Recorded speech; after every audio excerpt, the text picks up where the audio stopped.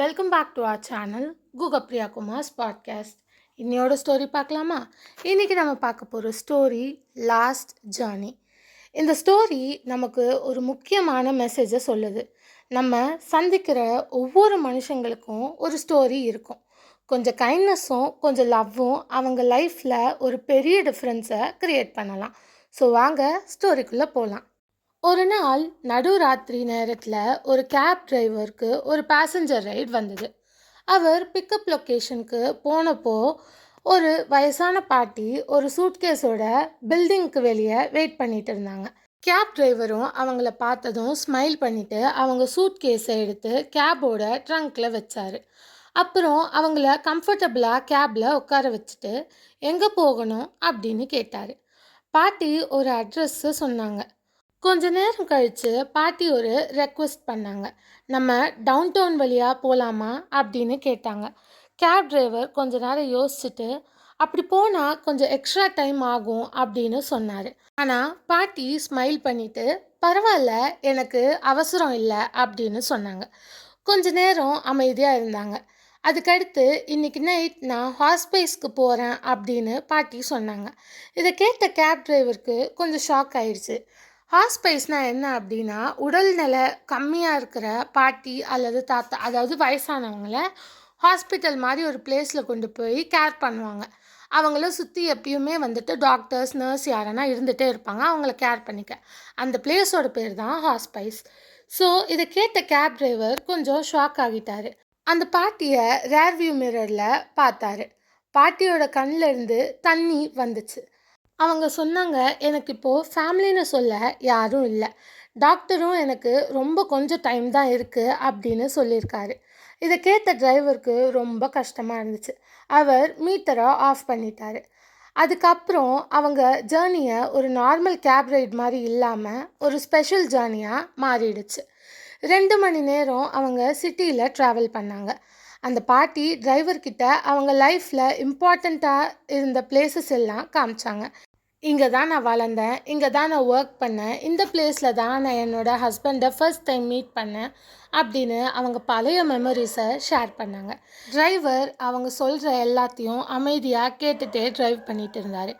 அந்த நைட்டில் அவங்க ஒரு பிளேஸை ரீச் ஆகணும்னு மட்டும் இல்லை, அவங்க என்டையர் லைஃப்பில் மறக்க முடியாத மெமரிஸை ஒரு வாட்டி திரும்பி பார்க்க ஆசைப்பட்டாங்க. கடைசியில் சன்ரைஸ் ஆக ஆரம்பிச்சுது. அவங்க ஹாஸ்பைஸ்க்கு வந்துட்டாங்க. அங்கே 2 ஸ்டாஃப் மெம்பர்ஸ் வந்து பாட்டியை ரிசீவ் பண்ணாங்க.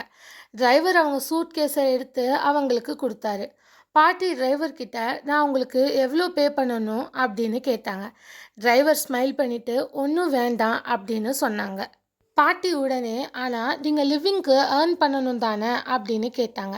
டிரைவர் சொன்னார், எனக்கு வேறு பேசஞ்சர்ஸ் இருக்காங்க அப்படின்னு சிரிச்சுட்டே சொன்னார். ஆனால் அவருக்கு தெரியும் இந்த ரைடுக்கு மணியை விட இந்த பாட்டிக்கு கொஞ்சம் ஹாப்பினஸ் கொடுத்தது தான் முக்கியம் அப்படின்னு அந்த கேப் டிரைவருக்கு நல்லா தெரியும். கேப் டிரைவர் பாட்டியை பார்த்து அவங்களுக்கு ஒரு வார்ம் ஹக் கொடுத்தாரு. பாட்டியும் அவரை டைட்டாக ஹக் பண்ணாங்க.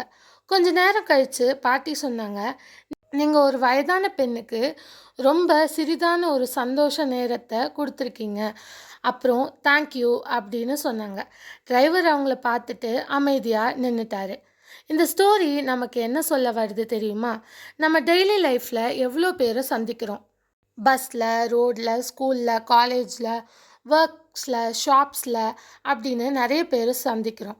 ஆனால் அவங்க லைஃப்பில் என்ன நடக்குதுன்னு நமக்கு தெரியாது.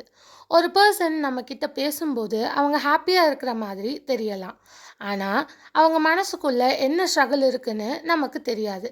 அதனால் நம்ம முடிஞ்ச அளவுக்கு கைண்டாக பேசுவோம், ரெஸ்பெக்டாக நடந்துப்போம், கொஞ்சம் ஹெல்ப் பண்ணுவோம். பிகாஸ் சம்டைம்ஸ் நம்ம கொடுக்குற ஒரு சின்ன கைண்ட்னஸ் இன்னொருத்தவங்களோட ஹோல் டேவை மாற்றிடலாம். அந்த கேப் டிரைவருக்கு அந்த ஜேர்னி ஜஸ்ட் ஒரு பேசஞ்சர் ரைட். ஆனால் அந்த பாட்டிக்கு அது அவங்களோட லைஃப்பில் மறக்க முடியாத ஒரு ஜேர்னி. இந்த ஸ்டோரியோட மாரல் என்ன தெரியுமா? We never know the story behind the people we meet. So always choose kindness. நம்ம சந்திக்கிற ஒவ்வொரு மனுஷனுக்கும் ஒரு கதை இருக்குது. ஆனால் அந்த கதை நமக்கு தெரியாமல் இருக்கலாம். ஆனால் நம்ம கொஞ்சம் அன்பும் கொஞ்சம் கைண்ட்னஸும் கொடுத்தாலே அவங்க லைஃப்பில் ஒரு பியூட்டிஃபுல் மெமரியை க்ரியேட் பண்ண முடியும். இந்த ஸ்டோரி லாஸ்ட் ஜேர்னி. இது ரொம்ப அழகான ஸ்டோரி. உங்கள் எல்லாருக்கும் புரிஞ்சிருக்கும்னு நினைக்கிறேன். புரிஞ்சுக்கோங்க. ஸோ நம்ம மீட் பண்ணுற ஒவ்வொரு பர்சனுக்கும் கொஞ்சம் கைண்ட்னஸ் கொடுப்போமே அப்படின்ட்டு இதை புரிஞ்சுக்கிட்டு இனிமேல் நீங்கள் மீட் பண்ணுற எல்லா பர்சன்கிட்டையும் கைண்டாக லவ்வபிளாக நடந்துக்கோங்க. புரிஞ்சிருக்கும்னு நினைக்கிறேன். புரிஞ்சுக்கோங்க. தேங்க்ஸ் ஃபார் வாட்சிங். லைக், ஷேர், சப்ஸ்கிரைப்லாம் பண்ணிக்கோங்க. நாளைக்கு ஒரு சூப்பரான தாட்டோட உங்கள் எல்லாரையும் நான் வந்து மீட் பண்ணுறேன். ஸோ எப்பயுமே கைண்டாக இருங்க. ஓகேயா? By guys.